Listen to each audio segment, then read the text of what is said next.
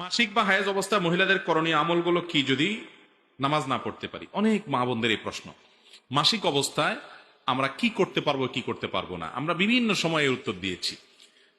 মাসিক অবস্থায় একজন মা তিনি নির্দিষ্ট কয়েকটা কাজ ছাড়া আর সমস্ত ভালো কাজ করতে পারবেন, সমস্ত নেকামল করতে পারবেন। যেমন তিনি নামাজ পড়তে পারবেন না, স্বামী সহবাস করতে পারবেন না, বাইতুল্লাহর তাওয়াফ করতে পারবেন না, আর তিনি ওই অবস্থায় মসজিদে প্রবেশ করতে পারবেন না মাসিক অবস্থায়। এবং জমহুর এবং সংখ্যাগরিষ্ঠ আলেমদের মতে মাসিক অবস্থায় কোরআনও তেলাওয়াত করবেন না।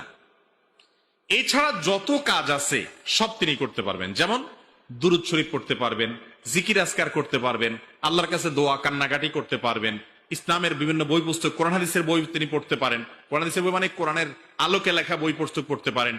কোরআনের কোন আয়াত দোয়ার অংশ হিসাবে পড়তে পারেন, দোয়া হিসাবে, তেলাওয়াতের অংশ হিসাবে না। তো এই জাতীয় যত কাজ কাম আছে, সৎ কাজের আদেশ দিলেন, অসৎ কাজের বাধা প্রদান করলেন, আল্লাহর কথা স্মরণ করলেন, জিকির করলেন, এগুলো সবকিছু জায়েজ আছে মাসিক অবস্থায়।